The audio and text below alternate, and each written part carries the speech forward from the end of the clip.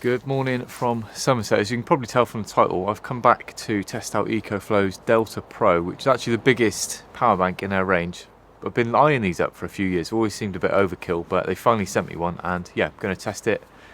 First I need to unbox it, and that's going to be a bit harder than it looks because it's 40 kilos.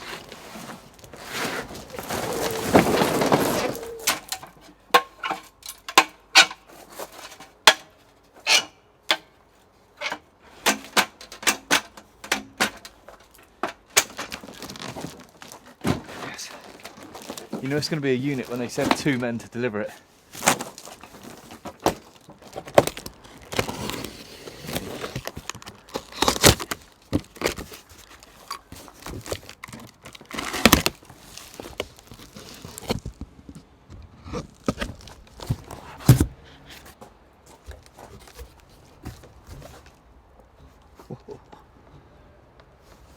It's got wheels, that's a good start. I don't know if I should lift it up here. How am I going to get it down? I'll cut the box away.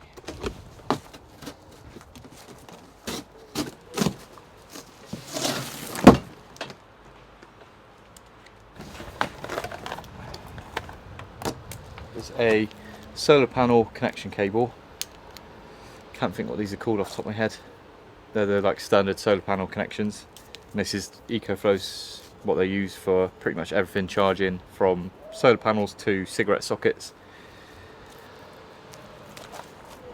Got a small DC to DC cable, so for small applications, anything like charging a 12-volt work light or something like that. Cigarette socket into that same plug. That's the mains AC charging cable, and it's got a different connection to the other Deltas and Rivers. I haven't seen that plug before. Don't know what that is called. 16 amp 250 volt max. Those solar connections are called MC4s. Right, let's do a quick tour of all the ports. On the front we've got 2 USB A's, 2 fast charge USB A's, 200 watt USB C's. This is pretty common throughout the whole Delta range.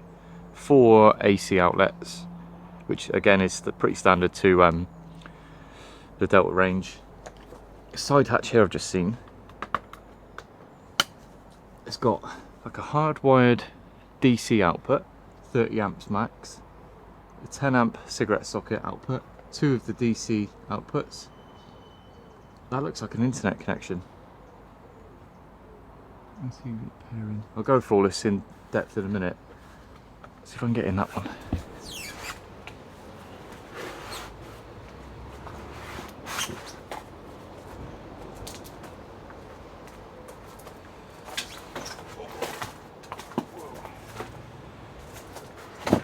It's actually easier to pick up when it's not in the box.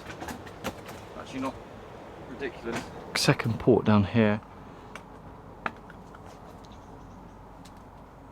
Infinity AC. I've got a feeling that's something to do with electric car plug-in, so I'm going to read up a bit more on that.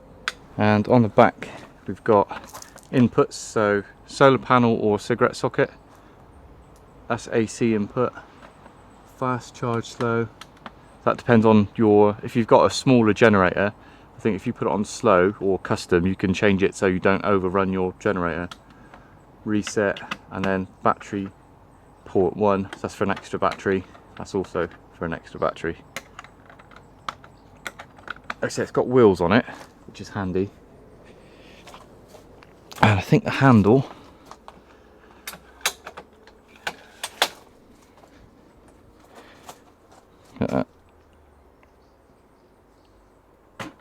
cool, got 30%, so I'll get that on charge now and then have a bit of a play around with it.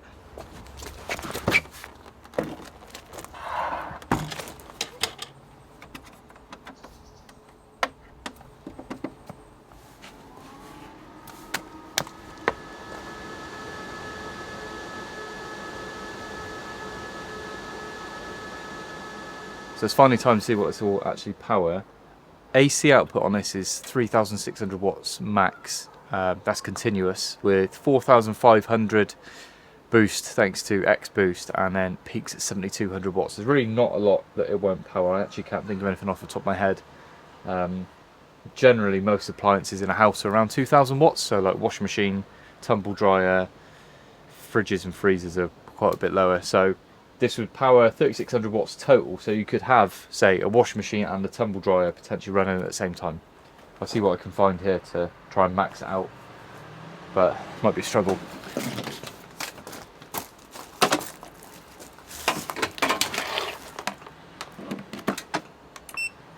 Vacuum cleaner.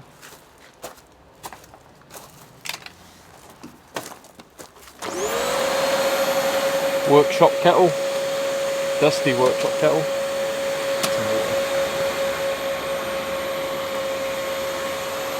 It's up to 3300. Battery charger.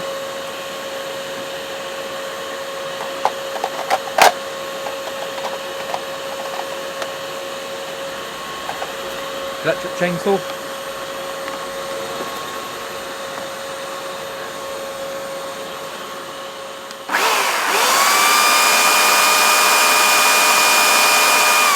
Went up to 5000 watts.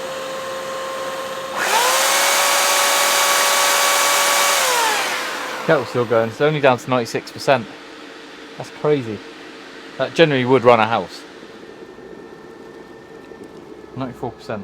One thing I wanted to come back to was it's called an infinity port, and it's where you can add, so that's a cable that EcoFlow used to connect other batteries and stuff, and part of their home system. So this can be part of an actual off-grid home setup with solar, a petrol generator, and various other things like extra batteries and whatnot. And that's actually, this port here is where you can buy an adapter from EcoFlow and plugs into an EV car charging port, and you can actually then charge this at an EV charging station. So you go into a supermarket, so if you've got one of these in a van, that's perfect if you need to charge this on the road, because if you did, say, flatten the battery, it's going to take a little while to charge up from solar because of the size of the battery. It's actually got a 3.6 kilowatt hour 48 volt battery, which equates to 75 amp hours. I was trying to do the maths to break that down in what that would mean in 12 volt, but there's a decent sized battery in there. So yeah, you can actually charge this at an electric vehicle charging station. I think it'd take about 2 hours, 2.5 hours, so similar to charging it on mains. So like I said, if you've got that in a van, you need to charge it up quickly, you can go and pay, it won't be too much to actually charge this up at a proper station. There's a couple of videos that go into detail on that on YouTube already. I'll put a couple links in there, and they've actually done it the other way, where you can use this to charge your EV. If you're out in trouble, someone actually managed to put 12 miles range on a Tesla, which shows you just how much electricity electric cars actually use. Because this is a big battery, and you could live off grid with this quite a few days. I might actually test it on the boat. That's a decent sized battery. So if I'm sounding a little out of breath, it's actually the hottest day of the year so far, and it's, yeah, not quite used to this in England. As a comparison, I've just brought out my River 2 Pro, so the biggest of the River series. Been using this for ages, so handy. Just give you a rough idea on scale.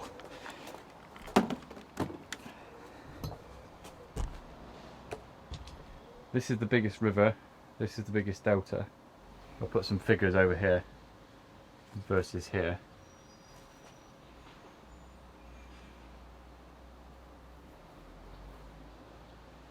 I decided to bring the Delta Pro back to the boat with me, just to see how much it would actually charge the boat's battery. I've run the boat's battery down to 80% or 81. It'll probably go down to 80 any second now. Run it down to 80% and put it on, put the boat on charge with the Delta Pro through our inverter charger, and yeah, just see what kind of power it can produce and see if it can get us up to 100% and how quickly it does it. It probably looks a bit bigger now that it's on the boat. Not ridiculously out of place though. It's handy with the wheels.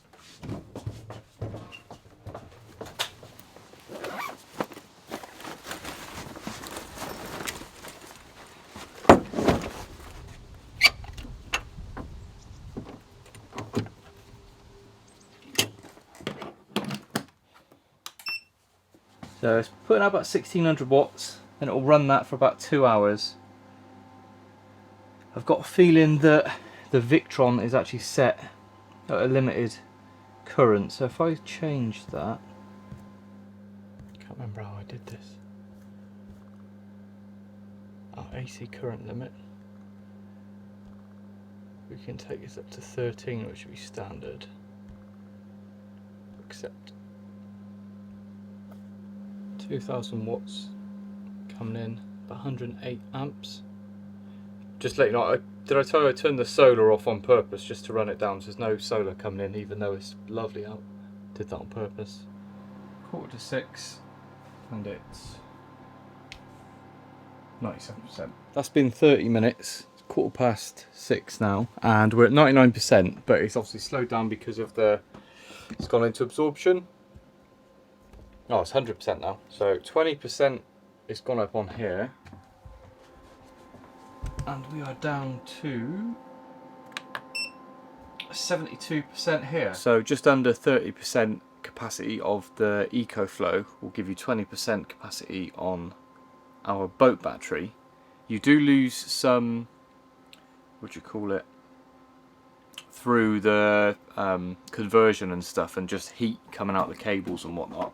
So the actual capacity, correct me if I'm wrong, the actual capacity of the Delta Pro is very similar to our 280 amp hour lithium battery. Is that because that's a 48 volt battery in the Delta and a 12 volt battery on a boat?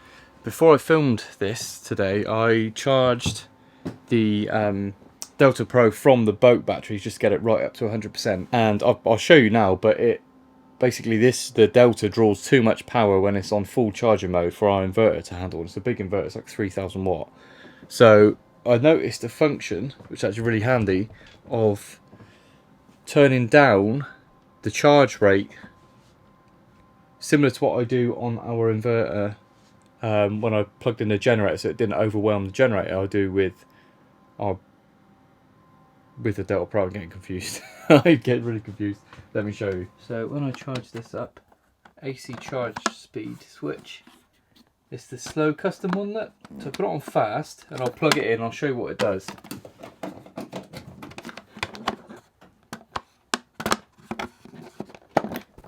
So this is going to draw quite a bit of power now.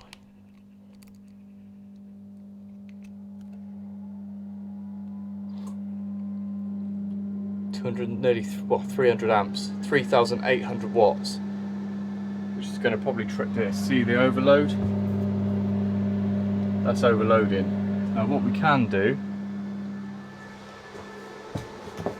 flick this switch to slow / custom.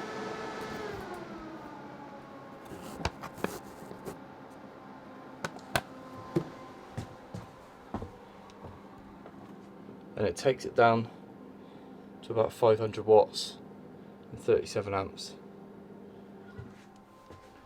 So it will charge this in about 3 hours to do 30%. But I can change the settings for this. So if I go onto the EcoFlow app, where are we? Delta Pro settings.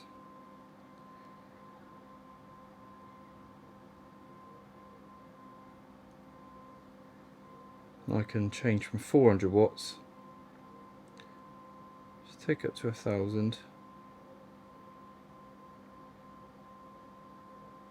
God, it's going to annoy me being accurate. Yes.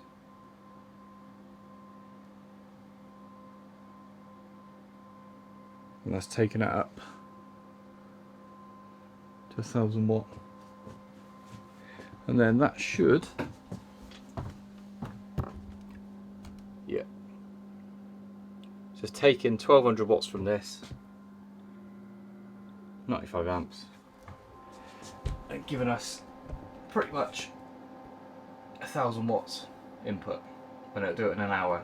So if you were going to recharge the EcoFlow from a generator or an extension lead or something, you just want to be careful not to overheat anything or overcook anything, you've got complete control over how much it will draw, even down to 10 watts. I think that's all I can think of to show you this. If you've got any questions or you'd like me to test anything in particular, then please do let me know. Someone was interested in the River model I've got, which I showed you against this one, how it would compare with charging an e-bike. Now I've got an e-bike at the minute which I'm testing, which has got quite a large battery, which is 19.2 amp hours, and I think I've got the footage somewhere on my phone. If I've got it, I'll pop it up here. It charged it up to about 90%. So obviously with your efficiencies that you lose because you're charging, it's probably similar capacity. That 19.2 amp hours is probably similar capacity to the e-bike battery. That is quite a large e-bike battery. I think a lot of e-bikes, if you have a look, they're roughly 10 amp hours normally for the sort of 50 mile range ones. But yeah, let me know if, like I said, if you've got any more questions, please do ask, or if you can think of anything. And yeah, thank you to our patrons, and I'll see you next week.